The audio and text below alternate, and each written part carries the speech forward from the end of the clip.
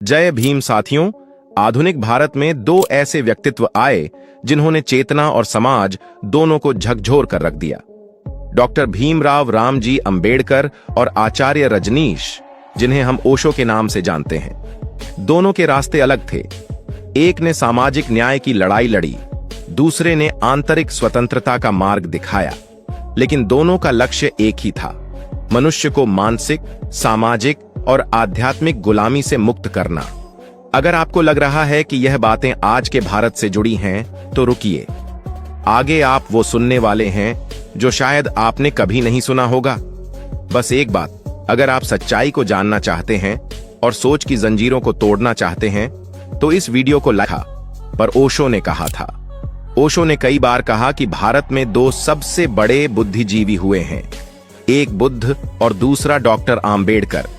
उन्होंने कहा था, मैंने ऐसे लोगों को देखा है जो हिंदू समाज की सबसे निचली श्रेणी में जन्मे हैं, और जब भारत स्वतंत्र हुआ तो उसी समाज के व्यक्ति ने संविधान लिखा। डॉक्टर आम्बेडकर कानून के क्षेत्र में उनकी प्रतिभा का कोई सानी नहीं था। ओशो के अनुसार आम्बेडकर केवल कानूनविद नहीं थे, वे मानव चेतना की क्रांति थे। एक ऐसे युग में जब समाज जाति की जंजीरों में जकड़ा हुआ था, उन्होंने शिक्षा और विचार की मशाल उठाई और कहा, मुझे वो धर्म चाहिए जो मनुष्य को समानता सिखाए। ओशो के लिए डॉक्टर आम्बेडकर का संघर्ष केवल सामाजिक नहीं था, यह आध्यात्मिक विद्रोह भी था। उन्होंने देखा कि डॉक्टर आम्बेडकर की पीड़ा केवल छुआछूत की नहीं थी, बल्कि उस मानसिक कैद की थी जिसमें व्यक्ति को बताया जाता है कि वह नीच है।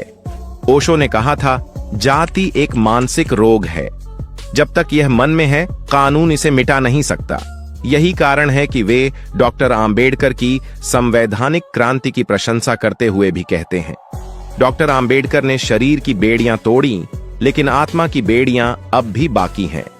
उनके अनुसार असली स्वतंत्रता तब आती है जब मनुष्य अपने भीतर की विभाजन भावना से मुक्त हो जाता है। पुरुषों ने यह भी कहा कि डॉक्टर आम्बेडकर और बुद्ध में एक अद्भुत समानता थी। दोनों ने परंपरा को प्रश्नों के घेरे में खड़ा किया। बुद्ध ने कहा था, किसी बात को इसलिए मत मानो क्योंकि वह वेद में लिखी है, उसे तब मानो जब तुम्हें अपने अनुभव से सत्य लगे। डॉक्टर आम्बेडकर ने भी यही किया। उन्होंने परंपरागत धर्म को ठुकरा दिया और कहा, मैं हिंदू धर्म में पैदा हुआ हूं, पर हिंदू होकर नहीं मरूंगा। ओशो कहते हैं, डॉक्टर आम्बेडकर ने बुद्ध के बीज को फिर से जीवित किया। जब डॉक्टर आम्बेडकर ने नागपुर में लाखों अनुयायियों के साथ बौद्ध धर्म स्वीकार किया, तो ओशो ने कहा, यह केवल धर्म परिवर्तन नहीं था, यह मानसिक पुनर्जन्म था। गांधी और डॉक्टर आम्बेडकर के संबंध पर ओशो का दृष्टिकोण भी बेहद स्पष्ट था। उन्होंने कहा, गांधी भावनात्मक थे, डॉक्टर आम्बेडकर तरफे तर्कसंगत। पूना पैक्ट के समय ओशो ने बताया कि गांधी ने उपवास करके डॉक्टर आम्बेडकर के अलग मत को रोका और डॉक्टर आम्बेडकर ने विवेक से समझौता किया, क्योंकि उनके भीतर करुणा भी थी। ओशो कहते हैं, गांधी जनमानस को भावनाओं से बांध लेते थे, जबकि डॉक्टर आम्बेडकर मनुष्य को विचार से मुक्त करना चाहते थे। उनके लिए यह दो चेतनाओं का टकराव था, एक धार्मिक नैतिकता की और दूसरी वैज्ञानिक समानता की। ओशो ने कहा था कि अगर गांधी भारत की आत्मा है, तो डॉक्टर आम्बेडकर उसका विवेक है। गांधी आत्मा की बात करते थे, लेकिन समाज की विषमता को धार्मिक कर्म मानते थे, जबकि डॉक्टर आम्बेडकर ने कहा, यह दमय है, अन्याय है। ओशो इस पर कहते हैं, डॉक्टर आम्बेडकर सही थे क्योंकि उन्होंने सत्य को तर्क से परखा। ओशो का मानना था कि डॉक्टर आम्बेडकर ने सामाजिक क्रांति की नींव रखी, लेकिन अगला चरण आध्यात्मिक क्रांति का होना चाहिए।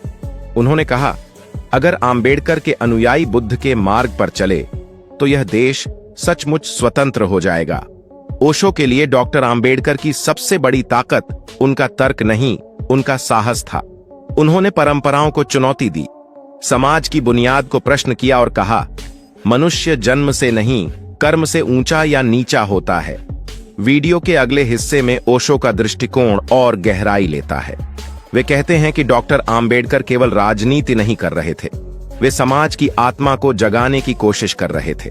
ओशो ने एक बार कहा था, डॉक्टर आम्बेडकर तर्कसंगत और मानवीय थे, लेकिन इस देश में भावनाएं तर्क से बड़ी हैं। इसलिए डॉक्टर अंबेडकर के विचार आज भी अधूरे हैं। ओशो ने डॉक्टर भीमराव अंबेडकर को उनके समय के सबसे बुद्धिमान व्यक्तियों में से एक माना और उनकी बुद्धिमत्ता और संघर्ष के प्रति गहरा सम्मान व्यक्त किया। ओशो ने डॉक्टर अंबेडकर को बुद्ध की परंपरा का अनुसरण करने वाले एक ऐसे व्यक्ति के रूप में वर्णित किया जिन्होंने दलितों के उत्थान और सामाजिक न्याय के लिए अथक प्रयास किए, भले ही इसका मतलब गांधी के साथ पूना समझौते के तहत मतभेदों को स्वीकार करना हो। उन्होंने अंबेडकर की दूरदर्शिता और दलितों के लिए उनके द्वारा किए गए बलिदान को भी उजागर किया। अत्यधिक बुद्धिमान व्यक्ति ओशो ने डॉक्टर अंबेडकर को उन सबसे बुद्धिमान व्यक्तियों में से एक कहा जिनसे वे कभी मिले थे, यह भी कहते हुए कि संविधान सभा में उनके बराबर कोई बुद्धिमान व्यक्ति नहीं था। सामाजिक न्याय और दलित उत्थान। ओशो ने डॉक्टर अंबेडकर के सामाजिक न्याय और दलितों के उत्थान के संघर्ष का समर्थन किया, यह मानते हुए कि केवल उच्च वर्णों की सहानुभूति पर्याप्त नहीं है, बल्कि दलितों को स्वयं सक्रिय और जागृत होना होगा। पूना समझौता। ओशो ने पूना समझौते के समय की स्थिति का उल्लेख किया। उन्होंने कहा कि डॉक्टर अंबेडकर सही थे, लेकिन गांधी जी के आमरण अनशन पर बैठने के कारण उन्हें समझौता करना पड़ा ताकि लाखों दलितों का जीवन खतरे में न पड़े। ओशो के लिए यह डॉक्टर अंबेडकर की दूरदर्शिता और बलिदान को दर्शाता है, क्योंकि वे जानते थे कि गांधी के मरने पर दलितों को भारी नुकसान होगा। बुद्ध की परंपरा। ओशो ने डॉक्टर अंबेडकर को बुद्ध की परंपरा में देखा, जिन्होंने दलितों को मुख्य धारा में लाने के लिए अपना जीवन समर्पित कर दिया। बलिदान। ओशो के अनुसार पूना समझौते के तहत डॉक्टर अंबेडकर ने जो समझौता किया वह उनके लाखों अनुयायियों के रक्त का प्रतीक था, क्योंकि वह उस जिद्दी बूढ़े आदमी गांधी के साथ समझौता करने के लिए मजबूर थे जो अपनी जान दे रहा था, और अगर वह मर जाता तो अंबेडकर को उसके लिए जिम्मेदार ठहराया जाता। आज की वीडियो में बस इतना ही। यदि आपको हमारे द्वारा बनाया गया यह वीडियो पसंद आया हो और आप चाहते हैं कि हम बाबा साहब के इस मिशन को आगे बढ़ाएं, इसके लिए आप हमें आर्थिक मदद कर सकते हैं। दिए गए QR कोड पर स्कैन करके आप हमें आर्थिक मदद कर सकते हैं, जिसकी हमें इस समय बहुत ही आवश्यकता है। बाबा साहब पर बनाया गया हमारा ये वीडियो कैसा लगा, आप हमें कमेंट करके जरूर बताएं। दोस्तों, आज की वीडियो में बस इतना ही। इस चैनल पर मैं सिर्फ बाबा साहब के जीवन से जुड़ी छोटी बड़ी सभी जानकारी लेकर आता रहता हूं। यदि आप बाबा साहब को पसंद करते हो और इनके बारे में और अधिक जानना चाहते हो तो